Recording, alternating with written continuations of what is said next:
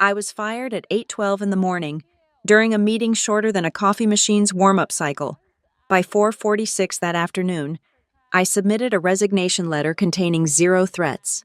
The next morning, cash flow froze, shipments halted, and partners invoked contract clauses the board had never bothered reading. When the sun rose again, the arrogance of the CEO's son came with an exact price: $800 million. My name is Ivy Perry. I am 41 years old, and for the last 12 years, I have been the Digital Infrastructure Deployment Risk Coordinator at Kestrel Arc Systems. It was a Tuesday morning in Dallas. It was early 2026. The sky outside the floor-to-ceiling windows of our executive suite was a brilliant, unforgiving blue. The Texas sun was already baking the asphalt on the interstate below, a stark contrast to the climate inside. Conference Room B was aggressively air-conditioned.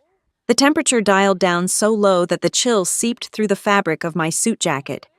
It felt less like a meeting space and more like a holding cell where a sentence had already been written, finalized, and stamped before the accused even walked through the door. The calendar invite had appeared on my screen exactly 9 minutes earlier.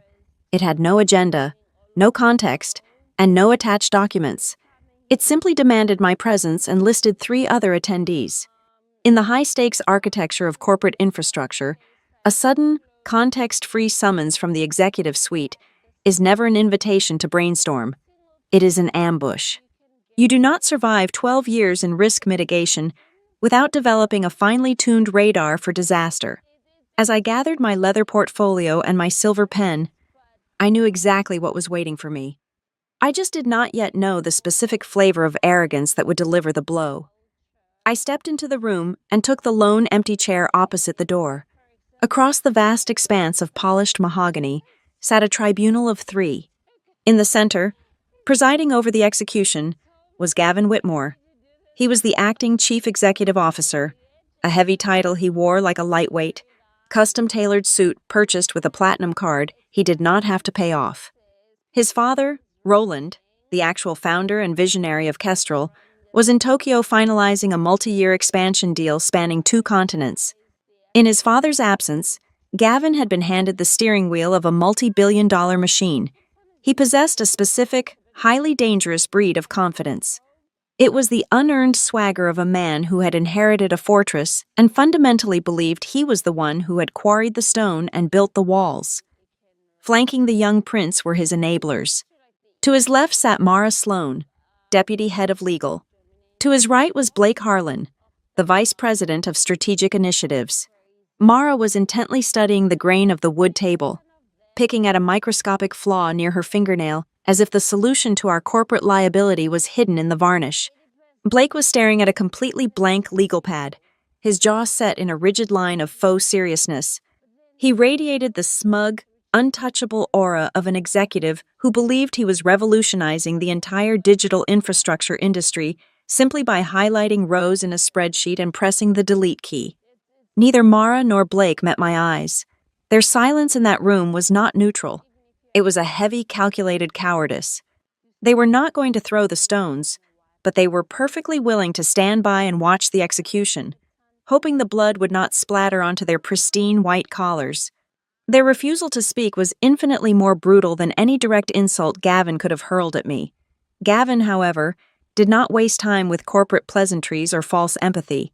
He leaned back in his leather chair and steepled his fingers, a power gesture he had undoubtedly studied and practiced in front of a mirror. "Ivy," Gavin began, his voice smooth and entirely devoid of gravity. "Let us get straight to the point. The market landscape is shifting rapidly.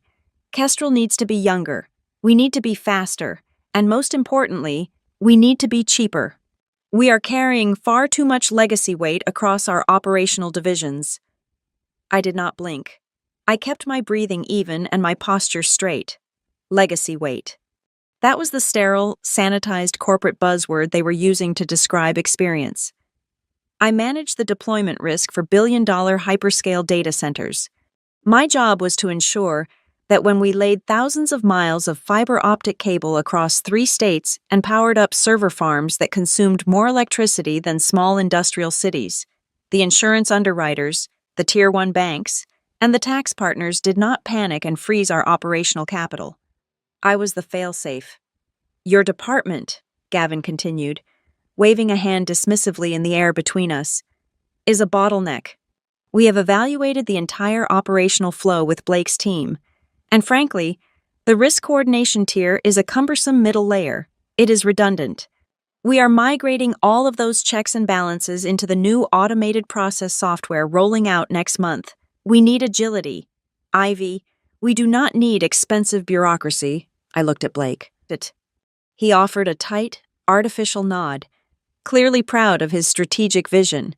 He honestly thought an automated dashboard could negotiate a grace period with a panicked underwriter when a supply chain collapsed. I turned my attention back to Gavin. I kept my voice perfectly level, maintaining a tone so calm it usually forced intelligent men to pause and reevaluate their positions. Is this about performance, Gavin?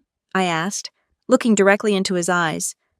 Or is this because you do not understand what I am holding together? Gavin smirked. It was a thin, bloodless smile that did not reach his eyes. He leaned forward, resting his elbows on the table, invading the space. This is 2026, Ivy, he said, dripping with condescension. Institutional knowledge is no longer as valuable as the speed of cutting costs. The board of directors wants a lean machine. They want aggressive margins. You are an expensive manual override in a system that we are now fully automating. It is nothing personal. It is just math. I did not raise my voice. I did not demand a generous severance package or threaten a wrongful termination lawsuit. I did not list my 12 years of flawless financial audits, nor did I remind them of the 3 separate, highly classified occasions where I had personally prevented the company from defaulting on technicalities that would have triggered catastrophic cross-defaults. Pride is an entirely useless emotion when the guillotine blade is already in freefall. Instead, I simply leaned forward, resting my forearms on the cold, polished wood of the table, mirroring his posture but projecting absolute stillness. Before you pull the plug and remove my role from the operational system, I said, enunciating every single syllable with deliberate, icy precision, I highly recommend that you and Mara sit down in a quiet room and read Schedule R. Read the master facility appendices. Read them very carefully before you delete my credentials. Mara finally looked up from her cuticles. A brief, fleeting shadow of annoyance crossed her face, as if my suggestion that she actually read the foundational documents of our financing was an insult to her legal degree. Blake just suppressed a heavy sigh, shifting his weight in his chair. He was clearly eager to wrap this up so he could rush to his next meeting and boast to the executive committee about how he had successfully eliminated a massive legacy cost center. Gavin ignored my advice entirely. He slid a single sheet of thick watermarked paper across the mahogany table. It was a standard termination agreement. Immediate effect. His signature was already scrawled at the bottom in thick blue ink. We have top-tier legal counsel, Ivy, Gavin said smoothly, gesturing vaguely toward Mara. We are entirely comfortable with our contractual landscape and our risk exposure. Human Resources will pack up your office and courier your personal items to your home address by the end of the day. Your access to the Kestrel network, including your email and all internal databases, will be revoked in exactly 5 minutes. I picked up my silver pen. I did not bother reading the boilerplate text designed to strip me of my rights. I signed my name at the bottom of the page, executing a signature that merely confirmed receipt of the document, not agreement with its flawed premise. I stood up slowly, smoothing the front of my skirt. I looked at the 3 of them one last, lingering time. Blake looked triumphant, his mind already calculating the bonus he would demand for this cost-saving victory. Mara looked profoundly relieved that the messy human element of the transaction was over. And Gavin Whitmore looked exactly like a spoiled boy who had just successfully smashed a complex, vital machine simply because he did not understand how the gears turned. I turned my back on them and walked out of Conference Room B. My heels clicked against the pristine marble floor of the executive corridor, laying down a steady, measured rhythm that echoed off the glass walls. As the heavy, soundproof door sealed shut behind me, cleanly severing my 12 years of dedication to Kestrel Arc systems, I realized something strange. I did not feel a single shred of sorrow. I did not feel the sharp sting of betrayal, nor did I feel the panic of sudden unemployment. Instead, as I walked toward the elevator bank, what filled my mind was a singular chilling question. Did they just fire the woman holding the master keys to the company's lifeblood? Or do they genuinely believe they just dismissed a highly paid, expendable office worker? In a corporate ecosystem, visibility is usually equated with value. If you are the executive vice president of global sales, your value is measured in the deafening ring of the closing bell. You bring in the revenue, so you get the corner office with the panoramic view and the applause at the annual retreat. If you are the chief financial officer, your value is the ledger. You dictate the budgets, you control the margins, and so you are feared and respected in equal measure. If you are the lead counsel, you are the shield. You keep the executives out of federal prison and protect the intellectual property, so your word is law. But I was none of those things. I did not sell server space to tech giants. I did not balance the quarterly earnings reports. I did not draft the non-disclosure agreements or litigate contract disputes in a courtroom, because I did not fit neatly into one of those three highly visible pillars of corporate survival. 99% of the employees at Kestrel Arc Systems had absolutely no idea what I actually did for a living.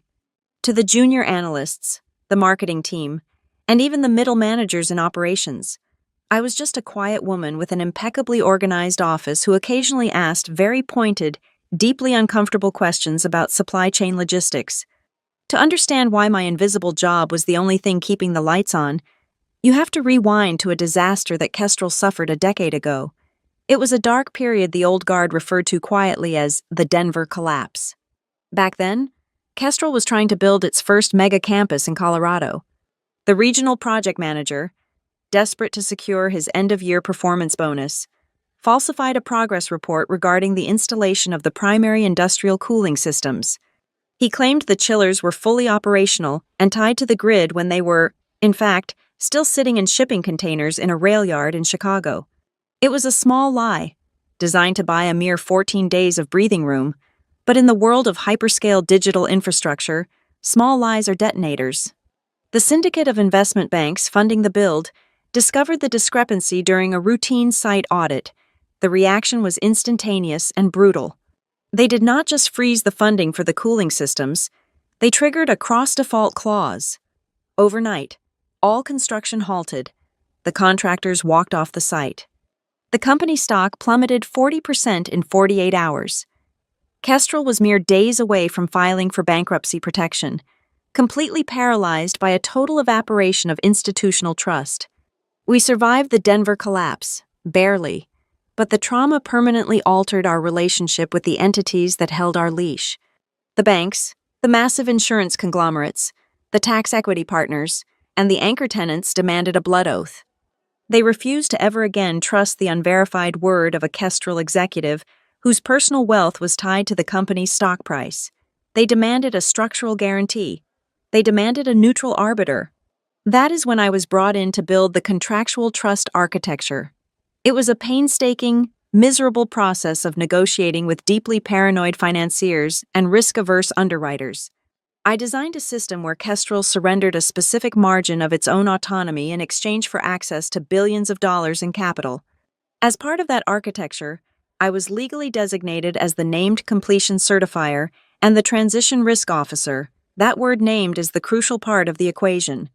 It was not a generic title that could be passed around like a parking pass or delegated to an automated inbox. It meant my actual, legal identity was hard-coded into the covenants of every major loan, every master insurance policy, and every tenant lease agreement. I was a legally binding neutral party, and my role could not be arbitrarily replaced by a sudden internal management decision. The reason this role existed is entirely modern and terrifyingly practical. Building a data center is not like building a shopping mall. It is a fragile ecosystem of hyper-advanced technology. If a single milestone is misrepresented, or if a critical power vendor is swapped out without the correct regulatory approvals and safety audits, hundreds of millions of dollars can be sequestered in escrow accounts immediately. I negotiated a mandate that dictated every single major capital disbursement required my signature. Furthermore, I structured my own compensation so that it was entirely decoupled from Kestrel's stock performance or quarterly revenue targets. I received no shares. I received no performance bonuses tied to early completion. I was insulated from the political pressure of the boardroom. I had absolutely no financial incentive to lie to a bank to make a quarter look better than it was. I was the designated pessimist, the human failsafe who verified that the concrete was dry, the fiber was lit, and the legal liabilities were neutralized before a single dollar moved from New York to Texas. Over the course of 12 years, I utilized that authority to save Kestrel from its own worst impulses. There were two distinct occasions where aggressive project managers tried to cut corners on fire suppression systems, and I refused to sign the certifications, preventing what would have been catastrophic capital callbacks from our lenders. There were three separate instances where I caught minor compliance deviations that would have given our insurers the legal right to hang completion certificates in limbo, essentially stalling billion-dollar campuses indefinitely. I fixed those emergencies quietly. I made the hard phone calls. I demanded the vendor corrections, and I submitted the clean paperwork. Because I did my job perfectly, there was never a crisis. And because there was never a crisis, there was never any applause. My success was defined by the absence of disaster, which meant my victories generated zero halo effect. When Gavin Whitmore took over the temporary leadership role, he did not see the history. He did not know about the Denver collapse. He looked at the corporate ledger through the lens of a spoiled heir, trying to prove his ruthless business acumen to his absent father. When he looked at my profile, he did not see a master architect of risk mitigation. He saw a single row in a master spreadsheet. He saw a massive base salary attached to a woman who did not code software, did not sell real estate, and did not directly generate profit. He looked at the cost of the safety net and decided that the trapeze artist was simply too expensive. Blake Harlan encouraged this fatal delusion. Blake was desperate to walk into the next board of directors meeting and present a revolutionary restructuring plan. He wanted to use buzzwords. He wanted to call Kestrel leaner, younger, and bolder. He wanted to claim that by replacing manual oversight with automated compliance software, he had accelerated decision-making by 50%.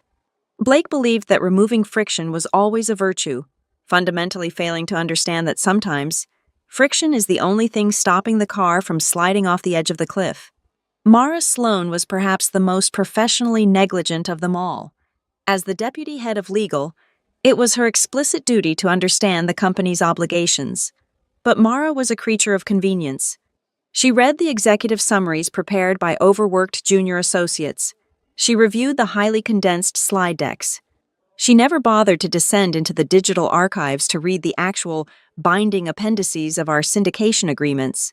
She never read the microscopic print that explicitly stated the transition risk officer could not be removed without a 90-day notice period and the unanimous written consent of the lead underwriters.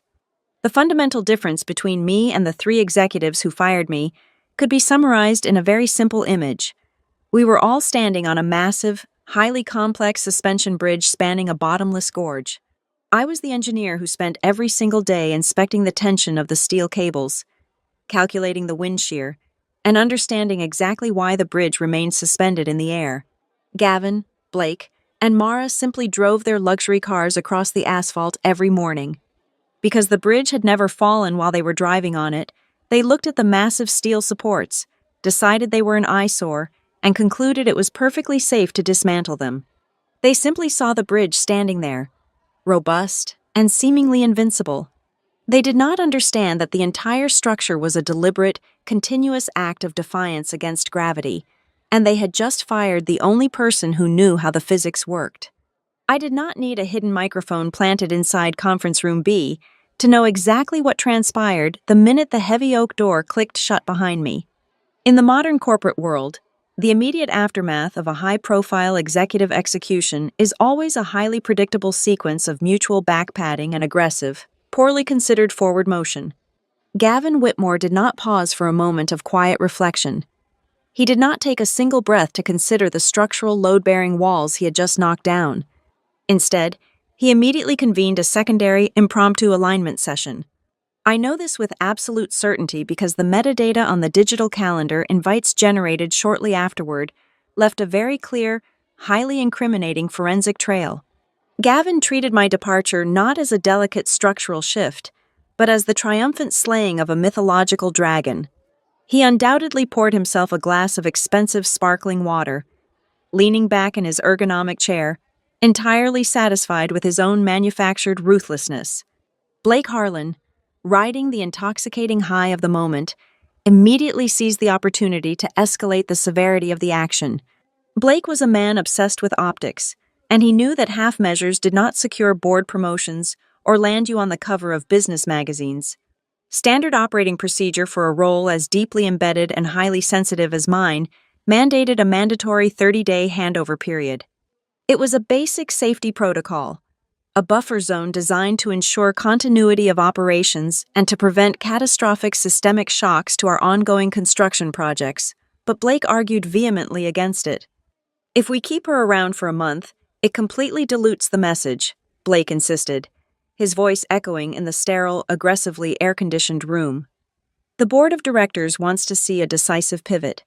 If we allow a 30-day transition period, it looks like we lack confidence in our new automated systems. It looks like we are afraid to pull the bandage off quickly. We need a clean break today. It shows strength. It shows we are fully committed to the new lean model. Gavin, desperate to maintain his newly minted image as an uncompromising visionary leader, turned his attention to Mara Sloan. He needed the legal department to rubber stamp this immediate decapitation so he could move forward without looking back over his shoulder. Can we seamlessly transition the signatory authorities to Reese Dalton by noon? Gavin asked, his tone implying that anything other than an immediate affirmative would be a sign of incompetence. Mara did not hesitate. She did not open a single physical binder. She did not log into the encrypted compliance drives to review the actual covenants. She simply gave a curt, professional nod. Internally speaking, yes, Mara confirmed smoothly. The executive charter grants the acting chief executive officer full discretion to reassign internal reporting lines and approval matrices at will. We can designate the chief financial officer as the new primary sign-off for all project milestones immediately. Internally speaking, those two simple words were arguably the most expensive qualifiers ever spoken within the glass and steel walls of Kestrel Arc Systems. Mara was entirely correct about the internal corporate bylaws. She was, however, completely tragically oblivious to the external reality. Not a single highly paid executive in that room bothered to open the master facility appendices. They did not review the heavily negotiated, meticulously drafted documents that explicitly stated the signing authority did not belong to Kestrel alone. The legal right to appoint a new certifier was massively encumbered. It strictly required the affirmative, written consent of the entire lending syndicate, our primary insurers, and our tax equity partners before any internal transition could take legal effect. Ignorant of the massive legal trap they were enthusiastically setting for themselves, Gavin picked up the sleek conference phone and dialed the Director of Information Technology. The orders he barked into the receiver were crisp, definitive, and immediate. He demanded the immediate revocation of my network credentials. He ordered the termination of my virtual private network access. And most crucially, he instructed the IT department to comprehensively scrub my name from the master disbursement control dashboard. Gavin wanted Reese Dalton's name populated in every single approval field before the executive dining room opened for the lunch service. He wanted my ghost completely and utterly exorcised from the digital machine within 2 hours.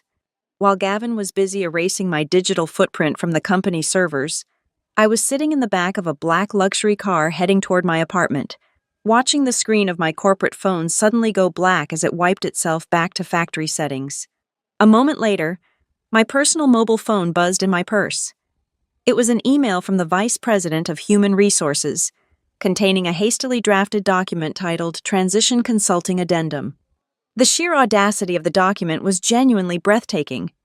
They wanted me to remain available on a purely freelance basis to answer complex questions, untangle potential messes, and smooth over any friction points that might arise during their glorious automation rollout. The proposed hourly rate was insultingly low, but the financial compensation was not the truly offensive part. It was the liability clause. The addendum explicitly and deliberately stripped away my corporate indemnification. They wanted me to continue bearing the immense legal and ethical risk of verifying multi-million-dollar infrastructure milestones, but they absolutely refused to provide me with the necessary power, the required system access, or the legal protection to actually do the job without destroying my own life. This was the critical turning point of the entire disaster. This was the exact moment their arrogance sealed their fate. A smarter, more experienced executive team would have kept the door wedged open. They would have swallowed their pride and offered me a highly lucrative, fully indemnified, consulting retainer to ensure the external partners remained calm and cooperative while the administrative transition occurred. Instead, driven by a bizarre, fragile need to prove their absolute dominance, they slammed the door shut, deadbolted it, and essentially set the porch on fire. They demanded all the benefit of my specialized expertise with absolutely zero respect for my personal exposure. Meanwhile, back at the corporate headquarters, Blake was putting the finishing touches on a masterpiece of corporate gaslighting. He eagerly blasted an all-staff email regarding my sudden departure to thousands of employees across the country. He did not frame it as a termination. He framed it as a bold technological triumph. As we rapidly accelerate our journey toward a fully agile operational model, Blake wrote, utilizing every meaningless buzzword at his disposal, the legacy risk coordination tier is being comprehensively restructured through advanced artificial intelligence-driven automation. We thank Ivy for her past contributions as we modernize our operational workflows for a faster, leaner, and infinitely more dynamic future. It was brilliant in its absolute superficiality. Hundreds of junior project managers, field engineers, and financial analysts read that brightly toned email and assumed it was just another routine, slightly annoying administrative shuffle. They genuinely believed an upgraded software patch was simply taking over a few outdated spreadsheets. None of them realized that the human shield protecting their massive project budgets, their critical timelines, and their fragile vendor relationships had just been completely disintegrated by an executive whim. In those few, intensely arrogant hours between 8 in the morning and lunchtime, the leadership triad accomplished something spectacularly destructive. They truly thought they were simply trimming the fat, cutting unnecessary expenses, and accelerating the corporate machine into the future. They had absolutely no idea that by instantly terminating my employment, skipping the mandatory handover period, and unilaterally swapping the named certifier in the software system without a single shred of external approval, they had done the one thing you must never do in the unforgiving world of high finance. They did not just fire the gatekeeper, they gleefully blew up the only legal bridge that allowed them to authorize a replacement. I unlocked the door to my apartment just before noon. The silence inside was absolute, a stark contrast to the sterile hum of the executive suite I had just been exiled from. In cinematic portrayals of corporate betrayal, this is the moment the protagonist drops her keys, slides down the wall, and breaks into uncontrollable sobs, or perhaps furiously calls her closest allies to vent about the profound injustice of it all. I did neither of those things. I did not shed a single tear. I did not reach for my phone to seek validation. I simply took off my suit jacket, draped it meticulously over the back of a chair, poured myself a glass of cold, filtered water, and sat down at my dining table. I opened my personal laptop. Over the past decade, recognizing the inherent volatility of the executives I worked under, I had negotiated strict terms in my own employment contracts that allowed me to maintain a secure, offline, and entirely legally compliant archive of the foundational documents I had personally drafted. This was not company property I was stealing. It was my own authorized legal armor, retained explicitly for the purpose of personal liability protection. I bypassed the standard folders and opened the heavily encrypted drive. I needed to see the exact, unalterable text of the covenants. I pulled up Schedule R. I opened the massive PDF files containing the insurance confirmation letters from our primary underwriters in London and New York. I loaded the tax partner addendums and isolated the specific, dense clauses governing the certification of completion for our 3 largest active hyperscale campuses, the Desert Build in Nevada, the high-density expansion in Virginia, and the newly broken ground in Ohio.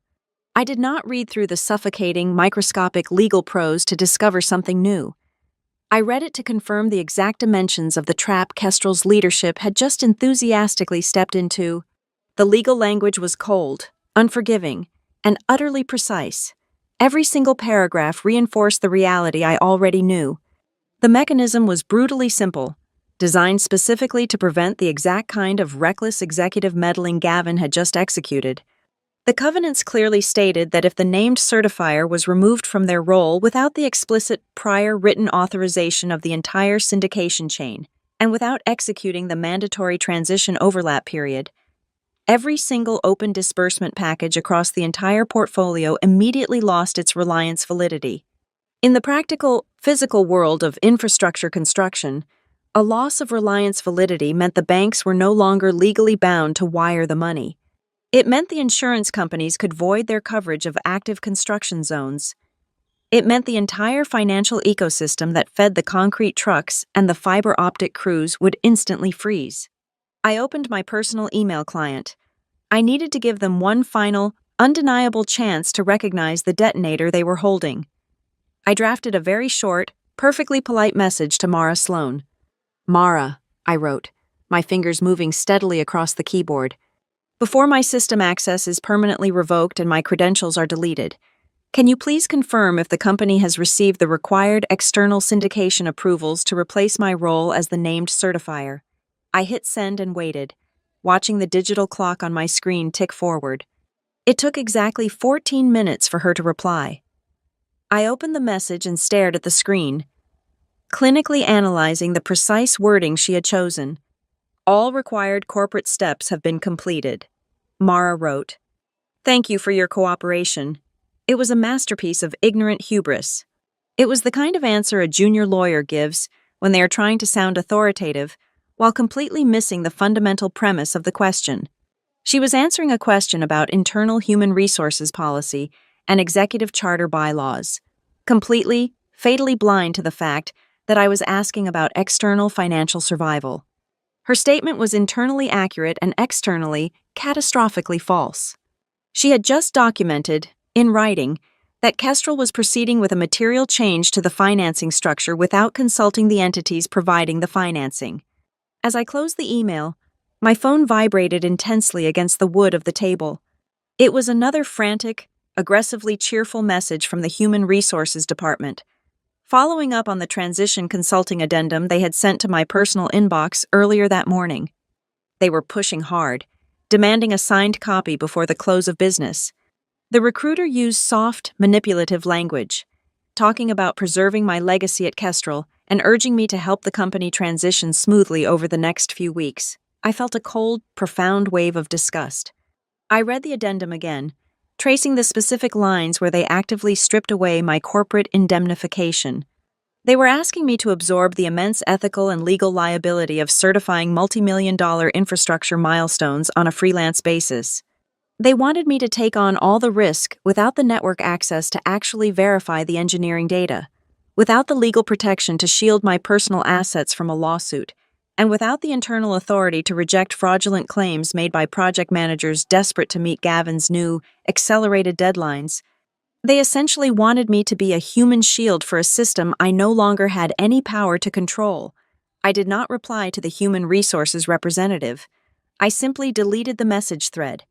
I waited until the afternoon sun began to cast long, sharp shadows across the floor of my apartment.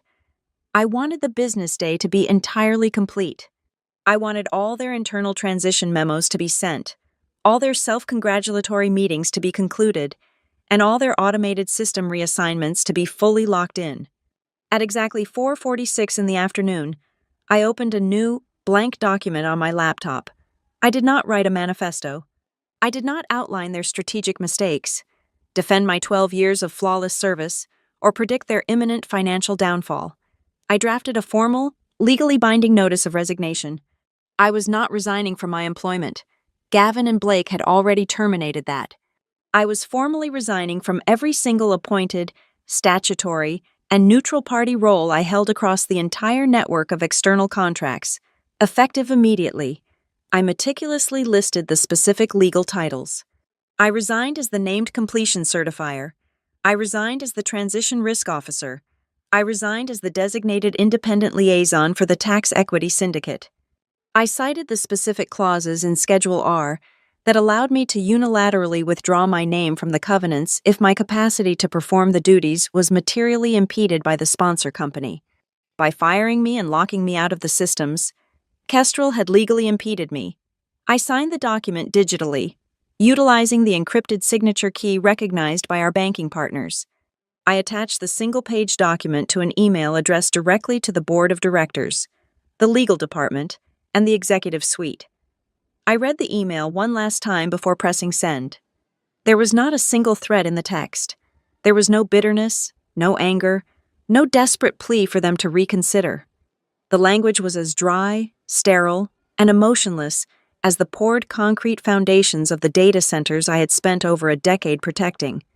The profound silence of that letter was the most terrifying part of the entire exchange. I was not launching a counterattack.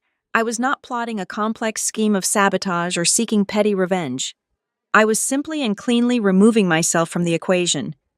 I was formally refusing to continue standing between the arrogant men who had ousted me and the natural, devastating consequences of their own administrative violence. I clicked send.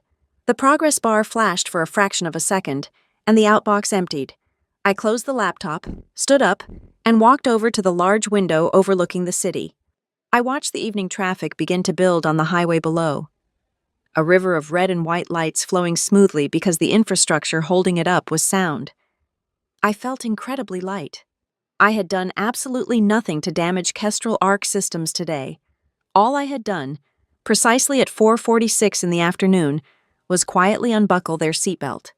At exactly 8 o'clock the following morning, the financial apparatus of Kestrel Arc systems attempted to wake up.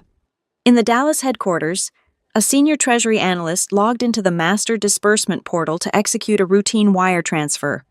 The payment was for $65 million, specifically earmarked for a massive shipment of industrial high-voltage transformers required for the Nevada Desert campus.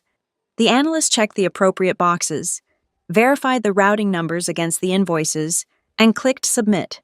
Instead of the familiar green confirmation banner, the screen immediately flashed a rigid gray prompt. It read, "Reliance pending." The analyst flagged the error, and within 10 minutes, the issue was escalated directly to Reese Dalton, the chief financial officer. Reese, empowered by the hasty system overrides executed by the Information Technology Department the previous afternoon, confidently logged into the portal from his own terminal. He applied his newly minted executive digital signature to the $65 million package, fully expecting his supreme administrative access to clear the blockage. The banking syndicate's automated clearing software intercepted the signature, cross-referenced it with the legally binding master facility appendices, and rejected it in a fraction of a second. The banking system did not recognize Reese Dalton. The external portal did not care about internal corporate promotions or executive charter mandates. It only recognized the mathematically precise cryptographic key assigned to the authorized, legally recognized named certifier. Reese was an imposter in the eyes of the algorithm. The failure in the Nevada disbursement was not an isolated incident. The architecture of trust I had built was highly interconnected, and the tripwires were being set off simultaneously across the continent, 1,000 miles away. The Virginia campus expansion hit a massive administrative wall. Sterling Harbor Underwriting, our primary insurer for the Eastern Seaboard projects, was scheduled to issue a temporary completion certificate for a newly constructed server hall. Their automated compliance sweep scanned the risk transition logs and found a sudden, unauthorized void where my credentials should have been. The underwriting software immediately placed the certificate on a hard hold. Without that insurance validation, the secondary lenders automatically locked their own approval chains.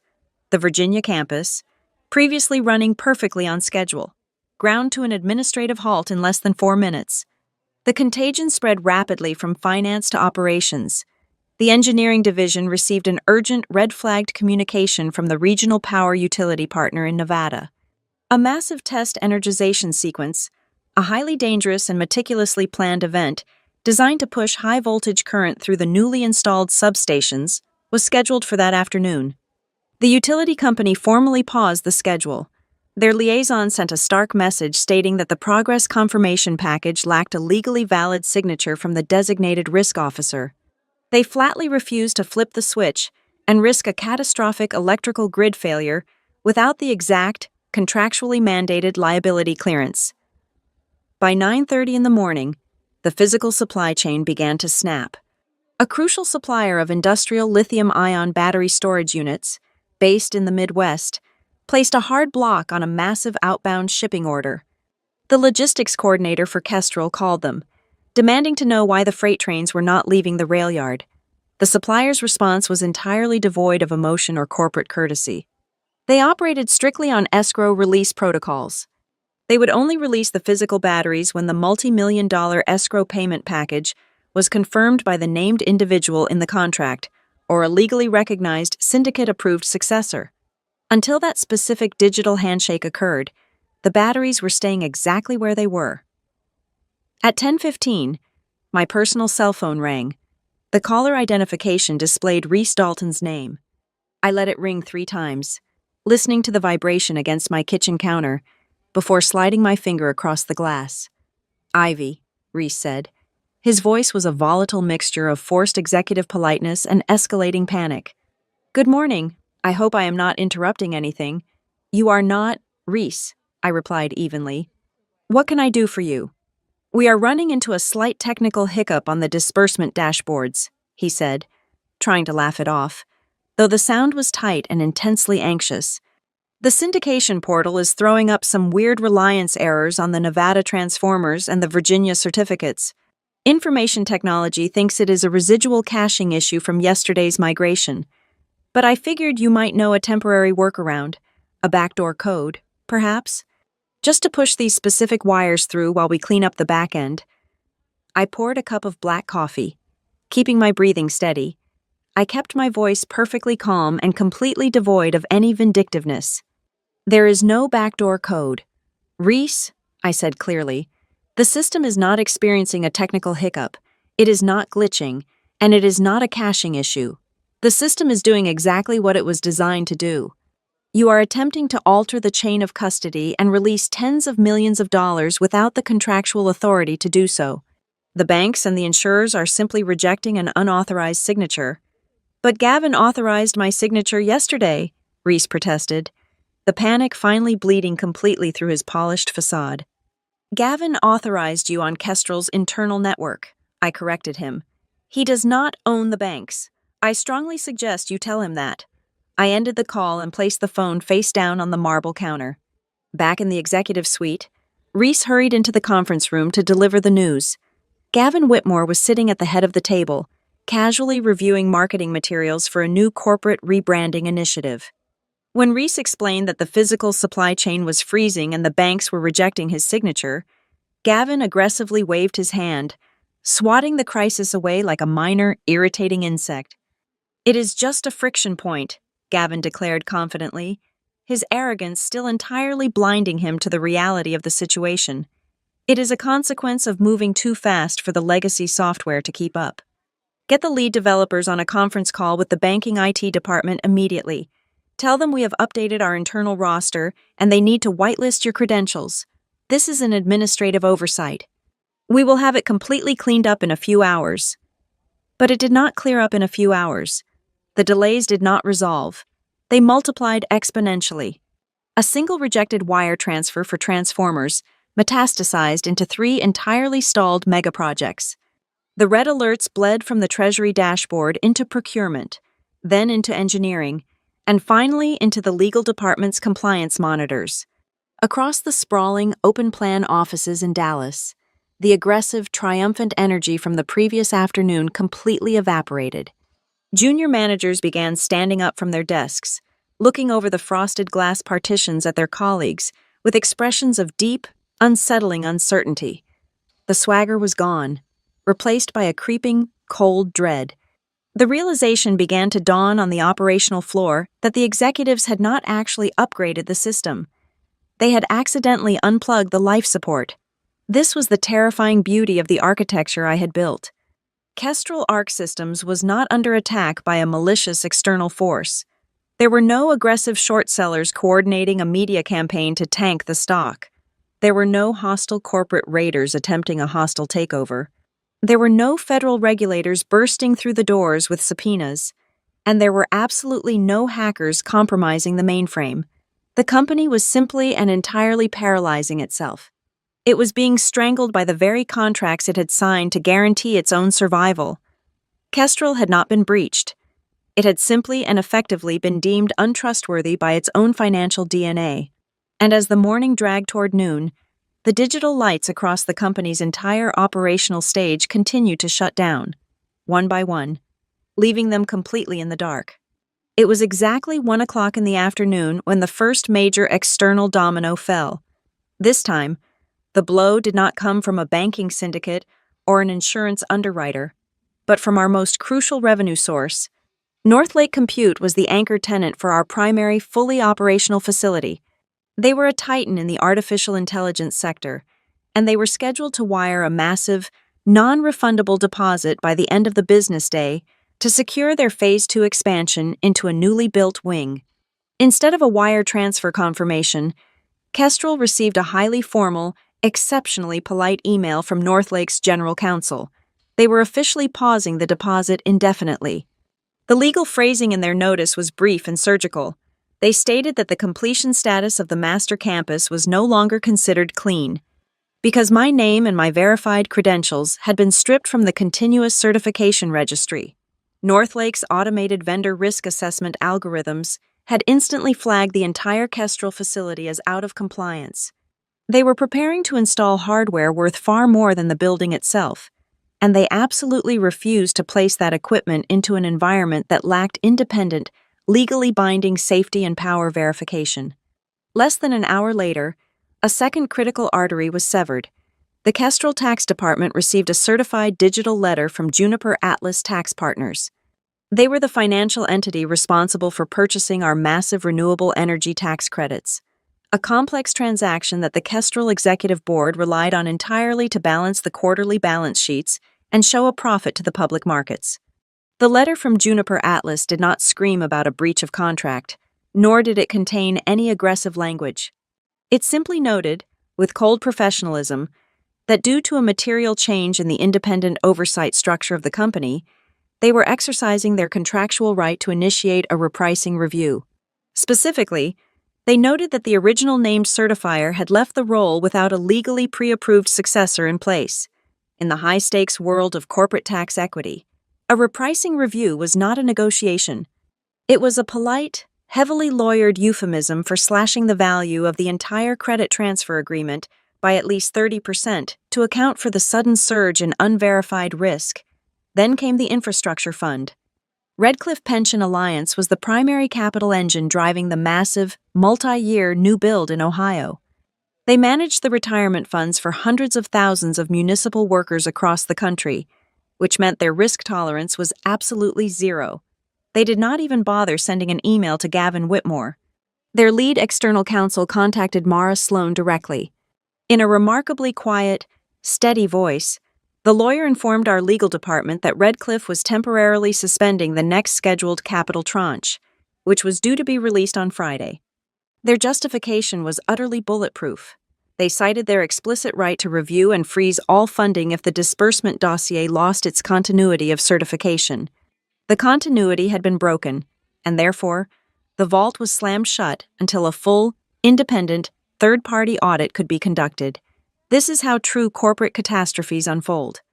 They do not announce themselves with blaring sirens, dramatic press conferences, or shouting matches in the executive hallways. The bad news arrived silently. It manifested as a sudden, chilling drop in routine email traffic, a series of deeply apologetic but immovable phone calls from mid-level associates at partner firms, and a steady influx of digital attachments filled with soft, diplomatic language that carried the destructive force of a legal wrecking ball. Kestrel Arc Systems was slowly suffocating under the immense weight of professional politeness. Gavin held out until the late afternoon, likely pacing his spacious office, trying to bully his internal teams into finding a magic override switch that simply did not exist. Finally, at exactly 15 minutes past 4 o'clock, my phone illuminated, It was Gavin. I let it ring twice before I answered, ensuring the connection was crisp and clear. Gavin, I said, my voice maintaining the steady, neutral cadence of a seasoned negotiator. I need you to explain something to me right now, Gavin demanded. He was trying desperately to hold on to his arrogant, superior tone, but the frayed edges of genuine panic were clearly audible in his breathing. I need to know why our external partners are having a completely irrational, hysterical overreaction to a minor administrative update. You have poisoned the well, haven't you? You called them. I poured myself a glass of sparkling water, taking a slow sip before I replied.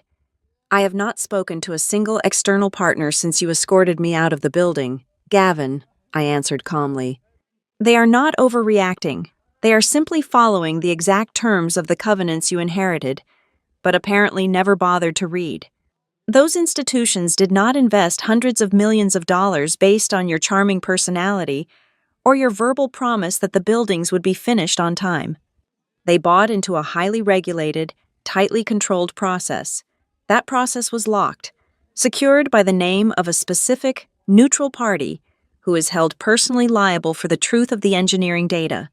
You took a crowbar to that lock yesterday morning, and now the partners are simply walking away from the broken door. Gavin's tone shifted instantly from demanding to threatening. It was the predictable pivot of a weak leader, realizing he was entirely outmatched by the circumstances he had created.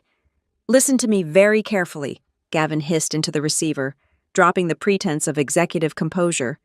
If you refuse to cooperate in good faith right now and help us fix this glitch, Kestrel will have no choice but to look very closely at your personal liability for the financial damages we are currently incurring. We have an army of lawyers. We will hold you responsible for this sabotage. We can tie you up in litigation for the next decade. I did not raise my voice. I did not laugh, even though the threat was legally absurd. I simply delivered the reality of his situation with surgical precision. You cannot sue a private citizen for obeying the law, I reminded him quietly. I have not touched a single server, sent a single unauthorized email, or accessed a single internal dashboard since my termination. I have done absolutely nothing to interfere with your operations. All I did was submit a formal resignation. I simply refused to continue lending my name, my spotless professional reputation, and my personal legal liability to a certification system that you explicitly banned me from accessing. You broke the machine, Gavin. I just refused to stand underneath it when the structural supports finally gave way. I disconnected the call before he could formulate another hollow threat. I set the phone down and looked out the window. By the end of the business day, the localized panic inside Kestrel's headquarters had begun to spread across the global financial wire. In pristine boardrooms high above the streets of New York, London, and Chicago, senior risk analysts and portfolio managers were doing exactly what Gavin, Blake, and Mara had arrogantly refused to do. They were opening the massive, dust-covered digital appendices of the master loan agreements. They were reading the microscopic print. They were tracing the interconnected clauses, highlighting the mandatory overlap periods, and calculating the immediate financial penalties of an unapproved certifier removal. They were finally looking closely at the invisible bridge I had spent 12 years maintaining. And as the evening approached, the audience of investors and lenders began to understand a terrifying truth. The frozen wire transfers and the paused tenant deposits from today were merely the precursor, the real storm. The catastrophic financial reckoning triggered by one impulsive 5-minute meeting had not even truly begun. At 6 o'clock the following morning, a full 3.5 hours before the New York Stock Exchange was scheduled to ring its opening bell, the atmosphere inside the Kestrel Arc Systems executive boardroom was already suffocating. The board of directors had convened an emergency session. The older, seasoned members who had flown in overnight looked grim, their tailored suits wrinkled, their patience entirely evaporated. For the first time in perhaps 5 years, the board explicitly banned the use of projected presentation slides. They did not want bullet points. They did not want executive summaries softly massaged by the public relations team. They demanded the physical, original binders of the master syndication agreements placed directly onto the mahogany table. Mara Sloan sat near the center of the table, flanked by towers of dense legal documents. The air conditioning hummed aggressively, yet a visible sheen of cold sweat coated her forehead. Under the piercing, unblinking scrutiny of the chairman of the board, Mara was finally forced to read the actual, unedited text of the external covenants. She traced her finger down the heavily indented paragraphs of Schedule R, reading the stipulations regarding the qualifications of a replacement certifier. The color completely drained from her face. The silence in the room grew heavy, stretching out until it felt like a physical weight pressing against the glass walls. "Reese cannot do it," Mara whispered, her voice barely carrying across the polished wood. The chairman narrowed his eyes, his tone dropping to a dangerous, icy register. "Speak up, Mara. Why exactly can the chief financial officer not sign a piece of paper?" Mara swallowed hard, flipping the thick page to point at a specific subsection. The covenants require strict independence. The certifier cannot have any direct prior operational involvement in the specific vendor approvals they are validating. Reese Dalton personally approved the budget variances and the emergency supplier swaps for the Nevada transformers and the Virginia cooling units. He is financially contaminated. If he signs as the independent certifier for packages he himself financially engineered, it constitutes a material breach of fiduciary separation. The banks will not just reject his signature, they will flag it as active fraud. Reese Dalton, sitting at the far end of the table, slumped back in his chair as if he had been physically struck. His supreme administrative access, granted so hastily the day before, was legally worthless. Gavin Whitmore gripped the edges of the table, his knuckles turning white. His temporary empire was crumbling by the second, and the older men in the room were looking at him not as a leader, but as a catastrophic liability. Sensing the distinct smell of blood in the water, Blake Harlan saw his opening. Blake was a creature of pure corporate ambition, and he understood that in moments of extreme crisis, the board did not necessarily want the right answer. They wanted a decisive narrative. He smoothed his silk tie, sat up perfectly straight, and adopted the somber, authoritative tone of a wartime general. "This is an optics crisis as much as it is a legal one," Blake announced smoothly, looking directly at the chairman and entirely ignoring Gavin. "The market is waking up. The lending syndicates are freezing our capital because they smell chaos. We need to send an immediate, unmistakable signal of discipline to the market. We need to show them that the adults are in the room and that reckless decisions have consequences." Blake paused, letting his words hang in the air before delivering the fatal strike. "Gavin needs to step down, immediately. We announce a voluntary, temporary leave of absence to spend time with his family. It gives the syndicates a sacrificial lamb. As the head of strategic initiatives, I am prepared to step in as the transitional chief executive officer. I will personally oversee the audit of the disbursement packages and negotiate the cure periods with the lenders. We change the face of the company before the market opens, and we stop the bleeding." It sounded like a brilliant, ruthless, and necessary maneuver. The board members exchanged glances, nodding slowly. A quick decapitation would show the external partners that Kestrel was taking the compliance failures seriously. What the board did not know, what Mara had not yet found in her frantic reading, and what Gavin was too oblivious to understand, was that Blake Harlan was a walking, talking nuclear hazard. Blake was exponentially more conflicted than Reese Dalton. Over the past 12 months, driven by his obsession with lean operations, Blake had personally signed off on 4 separate internal memos pushing to accelerate the construction timelines at our 2 most critical campuses. In those memos, Blake had explicitly ordered the engineering teams to loosen the rigorous safety acceptance criteria to speed up the delivery of the server halls. He had actively lobbied to bypass the very risk mitigation protocols that the banks relied upon. Appointing Blake Harlan to oversee the compliance audit was the equivalent of appointing an arsonist to lead the fire department. Miles away, in the quiet sanctuary of my apartment, my phone vibrated silently on the kitchen island.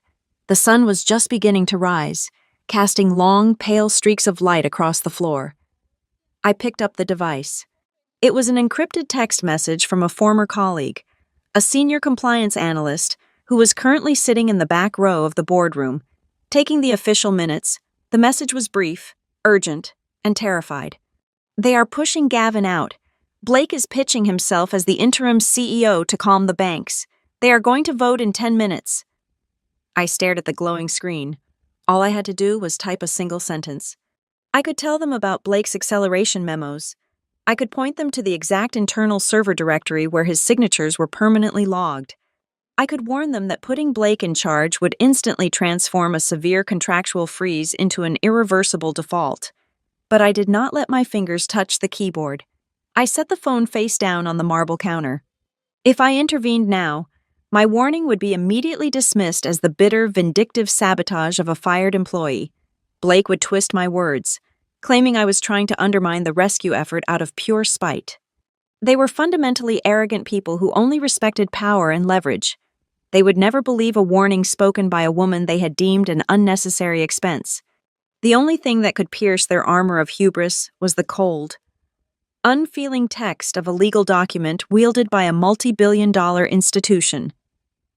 I had to let them read the paper. Back in the boardroom, the vote was swift and unanimous. Gavin Whitmore, stripped of his unearned confidence, was formally asked to leave the room. He walked out of the glass doors, a completely broken prince. Blake Harlan stood up, buttoned his suit jacket, and accepted the mantle of interim leadership. Within 20 minutes, the public relations team blasted a polished, carefully worded press release to the Financial Wire. The internal communications network lit up with a company-wide memo. It spoke of leadership transitions, renewed commitments to operational excellence, and a steady hand at the wheel. The board collectively exhaled, genuinely believing that by swapping the nameplate on the chief executive's door, they had successfully extinguished the fire. They were spectacularly, fatally wrong. When the news hit the terminals in New York and London, the reaction from the lending syndicates, the tax partners, and the insurance underwriters was not relief. It was absolute, unmitigated horror. To the external entities holding the financial strings, this was no longer a single, isolated mistake made by an inexperienced legacy executive. The contracts mandated a strict 30-day cure period, a window of time allowed to fix a technical default before the penalties became permanent. By removing Gavin and elevating Blake within less than 24 hours of my termination, the board of directors had just triggered a second, massive seismic event inside the exact same cure window. To the risk algorithms and the managing partners at the pension funds, 2 consecutive power upheavals in a single day did not signal discipline. It signaled a catastrophic loss of control. It activated the most dreaded clause in corporate finance, material instability. The brilliant twist of the board's strategy was its ultimate undoing. My sudden dismissal the previous morning had severely wounded Kestrel Arc Systems, stopping its momentum and freezing its accounts, but it was not the killing blow. The decision the board made at 6:30 in the morning, the desperate, optics-driven maneuver they thought was a brilliant firefighting tactic, was the spark that finally reached the vapor. They had just kicked the gas tank, and now there was absolutely nothing left to do but watch the explosion. The financial markets operate on a brutal, binary logic. They do not care about a company's internal public relations strategy. They care about risk, and they care about the legal mechanisms designed to control it. When the press release announcing Gavin Whitmore's sudden departure hit the Financial Wire shortly after the opening bell, the board of directors genuinely believed they had thrown a bucket of water onto a grease fire. They thought they had demonstrated swift, decisive accountability to the market. The syndicates, however, read the exact same press release and saw a company in total, unmitigated freefall. By replacing the acting chief executive officer less than 24 hours after unceremoniously terminating the named completion certifier, Kestrel Arc Systems crossed a fatal, invisible threshold. This was no longer categorized by the banking software as a messy technical replacement. It was immediately reclassified as substantive control instability. The algorithms governing billions of dollars in institutional capital do not tolerate instability. They automatically engage the emergency brakes. The first devastating blow landed before lunch. Redcliffe Pension Alliance did not bother threatening Kestrel with a protracted lawsuit. Litigation takes years, and pension funds do not gamble with municipal retirement money. They simply invoked the cash flow protection rights explicitly hard-coded into their master funding agreement. With a single, mathematically precise digital notice, Redcliffe withdrew their entire upcoming capital commitment. In the span of a single heartbeat, $260 million of vital construction funding simply evaporated from Kestrel's ledger. The contagion moved with terrifying speed. Northlake Compute, already spooked by the initial compliance failure the previous afternoon, watched the executive suite collapse in real time. Artificial intelligence infrastructure requires absolute, unshakable reliability. They could not risk anchoring their most advanced hardware in a facility managed by a company undergoing a public meltdown. Their legal team formally canceled their option for the Phase 2 expansion. It was a clean, merciless severing of ties that wiped out $180 million in guaranteed future revenue and crucial immediate deposits. As the afternoon bled into evening, the tax equity markets delivered their verdict. Juniper Atlas Tax Partners executed their promised repricing review. Because Kestrel was now operating without an independent risk officer and had just decapitated its own leadership team, the risk premium attached to our renewable energy credits skyrocketed. Juniper Atlas slashed the valuation of the transfer agreement. The internal capitalization plan that the Kestrel board had locked in just weeks prior instantly suffered a catastrophic shortfall of $140 million. The bleeding did not stop there. Sterling Harbor Underwriting, watching the financial architecture crumble, moved to aggressively protect their own exposure. They refused to release the completion certificates for the Virginia campus and unilaterally imposed a massive mandatory contingency reserve fund. That single defensive maneuver completely froze $90 million in operational liquidity, cash that Kestrel's treasury desperately needed to clear the week's vendor payments and payroll. And because the ecosystem of digital infrastructure is intricately connected, the pain cascaded down the physical supply chain. A primary Tier 1 equipment supplier, noticing the frozen escrow accounts, immediately activated their capacity hold penalties and instituted surge price adjustments for the delayed shipments. Simultaneously, the syndicate holding our revolving bridge loan panicked. They triggered an emergency spread increase clause, jacking up the interest rates to punitive levels. Together, the supply chain penalties and the spiked interest rates carved out tens of millions of dollars more from Kestrel's rapidly disintegrating operating budget.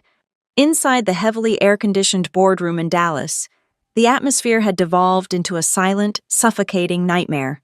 Blake Harlan was no longer standing tall. He was sitting at the head of the table, his face the color of wet ash, staring at the massive projection screen on the wall. The Treasury analysts were updating the master damage assessment spreadsheet in real time. They tallied the withdrawn capital, the canceled revenue options, the brutal tax repricing, the frozen liquidity, the supply chain penalties, and the punitive interest rate spikes. When the final sum calculated at the bottom of the screen, the number was so massive it seemed almost abstract. It was $800 million. $800 million of hard capital, future revenue, and operational liquidity, entirely vaporized in less than 36 hours. The most suffocating aspect of the catastrophe was the absolute absence of an external villain. There was no shadowy syndicate of short sellers coordinating a massive dump of Kestrel stock. There was no rival corporation executing a hostile takeover. There was no sophisticated group of international hackers infiltrating the mainframes and stealing trade secrets. Kestrel had simply committed administrative suicide. When the major financial news outlets began reporting on the collapse later that evening, the headlines scrolling across the bottom of the screens were brutally devoid of drama. The anchors did not speak of sabotage or conspiracy. They simply described the situation as a crisis of confidence due to executive structural breakdown. The market had looked at Kestrel's leadership, found them entirely lacking in fundamental competence, and mathematically priced them out of existence. I sat alone in the quiet dimness of my apartment, watching the city lights flicker to life against the darkening sky. My phone rested on the glass coffee table, occasionally vibrating as a steady stream of fragmented text messages arrived from my contacts still trapped inside the corporate headquarters. They sent me the breakdown. They sent me the final, staggering tally. I looked at the number glowing on the small screen. $800 million. In the movies, This is the moment the wronged protagonist pours a glass of expensive champagne, smiles wickedly at the skyline, and revels in the absolute destruction of her enemies. But as I sat there, absorbing the sheer scale of the financial carnage, I did not feel a single drop of vindication. I did not feel the intoxicating rush of revenge or the smug satisfaction of being proven right. Instead, a cold, heavy exhaustion settled deep into my bones. It was a profound, aching weariness. I thought about the 12 years I had spent meticulously building the very fail-safes they had so arrogantly dismantled. I thought about the thousands of hours of negotiation, the late nights parsing microscopic legal text, and the sheer willpower it took to keep that massive, fragile machine running smoothly. All of it had been destroyed in a 5-minute meeting by a man who wanted to look tough, enabled by a lawyer who refused to read, and cheered on by a strategist who only understood buzzwords. It was not a brilliant corporate victory. It was a completely senseless tragedy born of pure, unadulterated stupidity. It could have been avoided entirely if they had just bothered to understand the bridge before they decided to blow it up. Roland Whitmore landed in Dallas after a 14-hour direct flight from Tokyo. He did not go home to shower, and he did not sleep. He instructed his driver to take him straight to the corporate headquarters. He spent 9 consecutive hours locked inside his massive executive office, consuming the absolute wreckage of his empire. He read through the impulsive termination orders, the frantic internal emails, the unedited legal appendices, and the catastrophic financial readouts from the banking syndicate. When my phone rang late that evening, the caller identification displayed his private number. I answered it on the second ring, standing quietly by the window of my apartment. "Ivy," Roland said. His voice was entirely hollowed out. It lacked the booming visionary resonance that had built Kestrel Arc Systems from a regional startup into a global infrastructure powerhouse. He did not open the conversation with a dramatic apology. Men of his stature rarely do. Instead, he offered a deeply exhausted, quiet admission of failure. We simply did not understand the architecture. We did not comprehend the automated interplay between physically removing you from the building and the activation of those external protective rights. I did not attack him.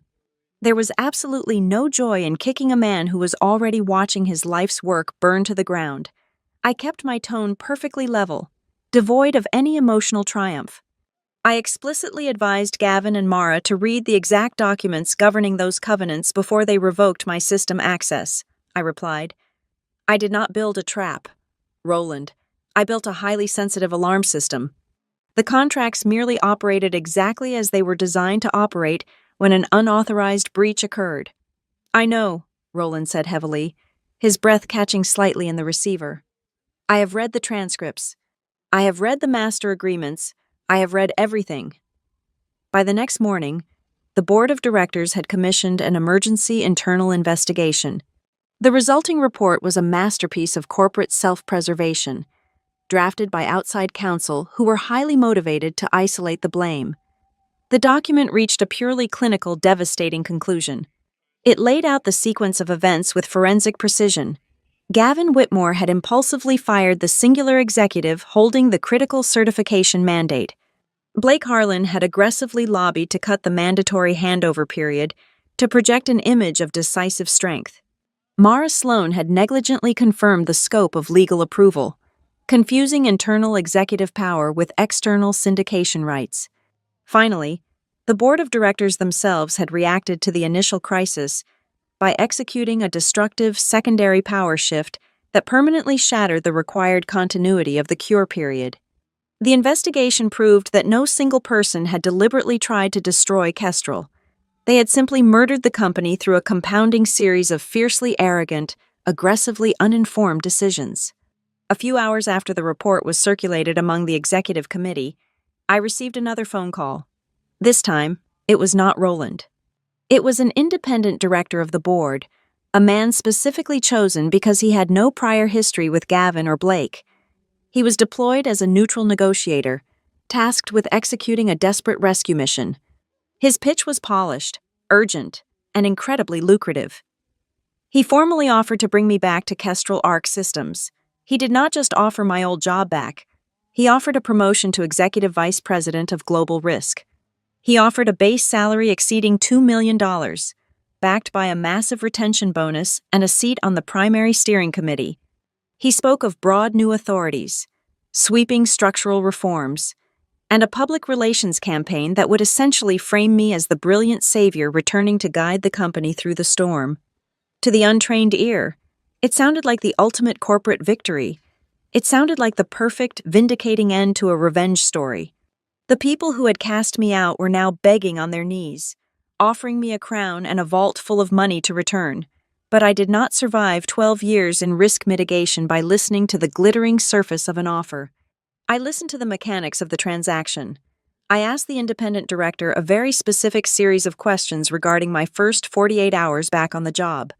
As he explained the immediate operational priorities, the beautiful illusion of the offer completely disintegrated. I discovered the terrifying reality of what they actually needed. They did not genuinely respect my engineering expertise, nor did they suddenly value my strategic vision. What they desperately required was my signature and my spotless professional credibility. They needed a human comfort package to immediately soothe the panicked lending syndicates. The true moral hazard of their offer lay in the technical details. The director smoothly explained that upon my return, I would need to immediately sign the disbursement authorizations that had been stalled since my departure. "You want me to certify the progress reports," I said, clarifying his request. "You want me to sign off on the concrete pours, the electrical grid testing, and the vendor swaps that occurred over the last 4 days." "Exactly," the director replied, his voice brightening with false relief. "Once you apply your credentials to those stalled packages, the banking software will recognize your key, the Reliance status will be restored, and the frozen capital will begin flowing again. It will completely stabilize the market." A cold, hard knot formed in my stomach. The audacity of the request was staggering. "I have been entirely locked out of the Kestrel network for 4 days," I told him, my voice dropping to a low, razor-sharp whisper. "I have not seen the physical inspection reports from the Nevada campus. I have not verified the insurance underwriting for the Virginia cooling units. I have not independently audited a single piece of engineering data since Tuesday morning. Yet you are asking me to apply my legal, indemnified signature to those milestones. You are asking me to guarantee, under penalty of federal financial fraud, that those operations were conducted flawlessly while I was completely blind." The director hesitated, the silence on the line stretching out uncomfortably. "Ivy, we have the internal team standing by to assure you that everything is up to standard. We just need your formal sign-off to clear the administrative logjam."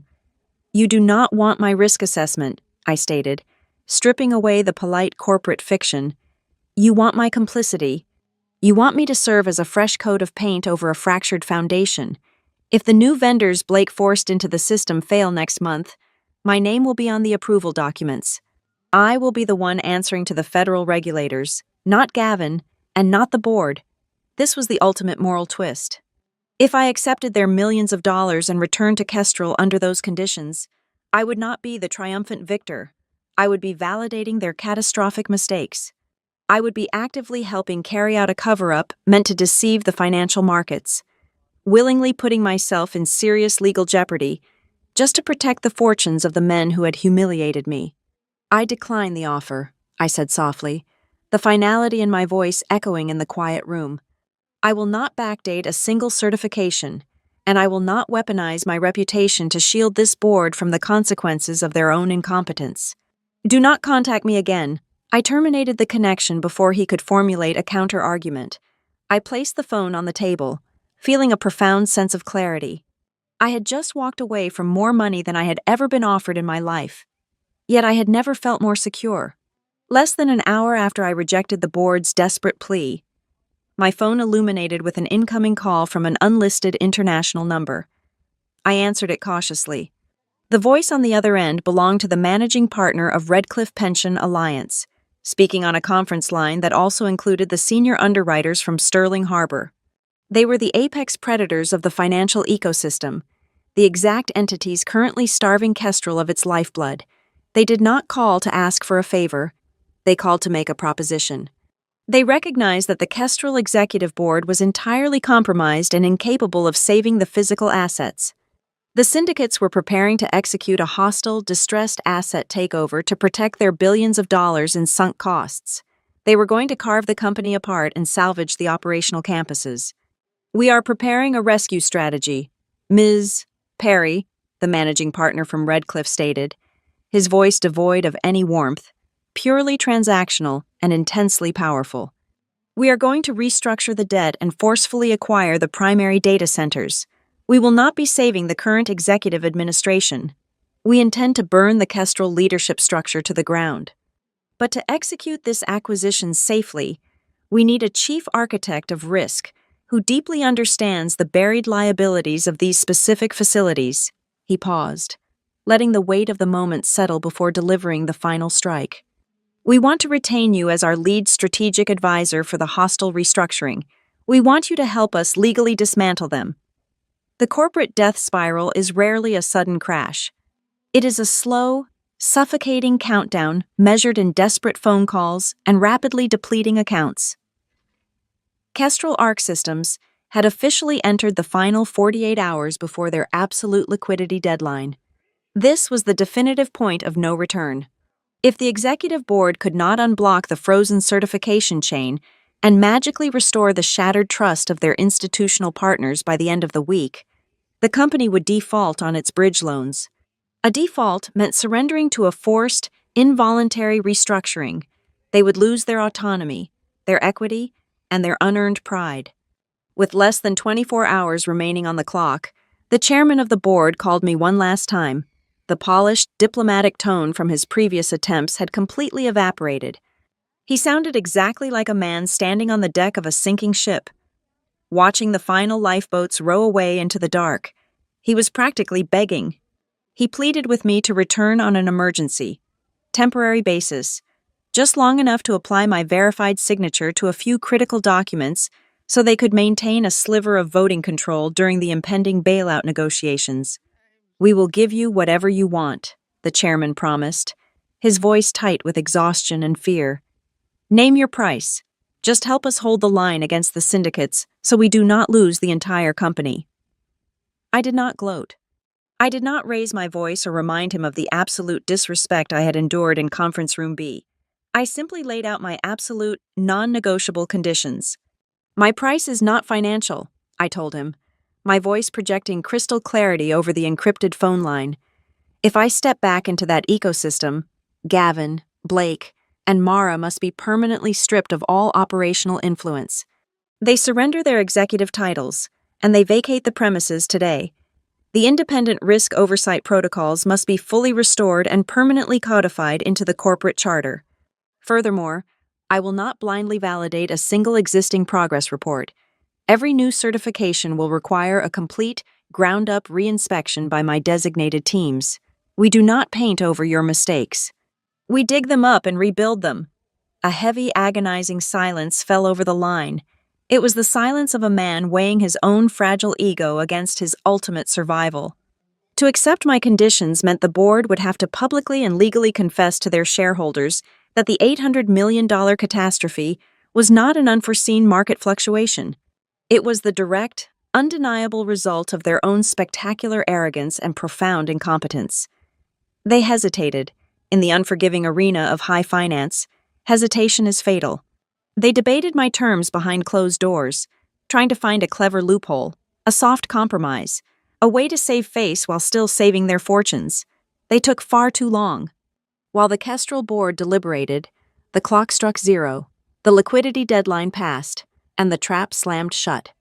The very next morning, the Financial Rescue Coalition, led by Redcliffe Pension Alliance and Sterling Harbor Underwriting, executed their contingency strike. They bypassed the Kestrel boardroom entirely and went straight to the distressed asset markets. They presented a merciless, legally bulletproof restructuring plan. They offered to purchase the most valuable, near-completed physical assets, specifically the Nevada and Virginia campuses, at a devastatingly deep discount. They would inject the hard capital needed to save the physical projects, pay the furious supply chain vendors, and keep the operational lights on. In exchange, the Kestrel executive leadership was entirely liquidated. This was the purest, most elegant twist of the entire ordeal. I did not return to Kestrel Arc Systems as a battered, vindicated employee forced to clean up the mess of the men who had humiliated me. When the emergency acquisition meeting convened in a neutral downtown law office, I did not sit on the Kestrel side of the table. I walked into the room wearing a tailored charcoal suit, carrying a fresh leather portfolio, and I took my seat firmly on the side of the acquiring syndicates. I was sitting there as the newly appointed chief risk architect for the consortium that was legally taking away Kestrel's crown jewels. The expressions on the faces of the Kestrel board members when they realized I was the one evaluating their asset surrender were worth far more than any inflated severance package. They had fired me to eliminate a perceived administrative bottleneck. Now, I was the absolute authority dictating the terms of their financial surrender. The karma was swift, clinical, and total. Gavin Whitmore vanished from the corporate power picture as rapidly and unceremoniously as the 5-minute meeting he had used to terminate my 12-year career. He was quietly escorted out of the building by private security, his legacy reduced to a cautionary tale taught in risk management seminars.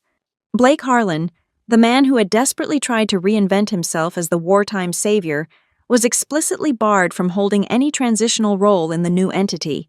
His strategic vision had proven to be a fatal hallucination. Mara Sloan did not even wait for the final acquisition documents to be signed. She submitted a quiet, immediate resignation, fleeing the blast radius before the full extent of her legal negligence could be published in the final, unredacted audit. The institutional syndicates were not vindictive monsters. They were purely rational actors. They recognized the true value of the company lay in the people who actually did the work.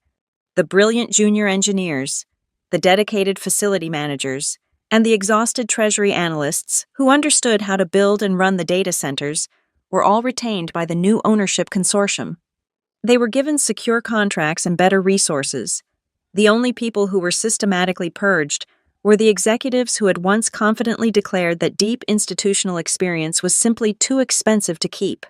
They were fired by the very institutions that were paying to salvage the concrete and steel they had almost destroyed. The final scene of this corporate execution did not take place in the cold, aggressively air-conditioned executive suite where my ordeal began. It took place in a quiet, sunlit conference room on the top floor of a different skyscraper, all the way across the city. I sat alone at a long oak table, a cup of hot green tea resting beside my open laptop. I was reviewing the final, legally binding transfer deeds for the 2 main campuses. The signatures were verified. The capital was flowing safely once again. The massive cooling systems in the desert were spinning up, and the fiber optic cables were finally being lit. The structural integrity of the bridge was secure. I signed my name at the bottom of the final authorization page. I did not smile triumphantly. I did not lean back and revel in the destruction of the men who had tried to erase me. The satisfaction I felt was entirely quiet, deeply rooted in the immutable laws of cause and effect. I closed the leather portfolio, looking out the window at the sprawling Texas horizon, and spoke a single truth into the quiet room.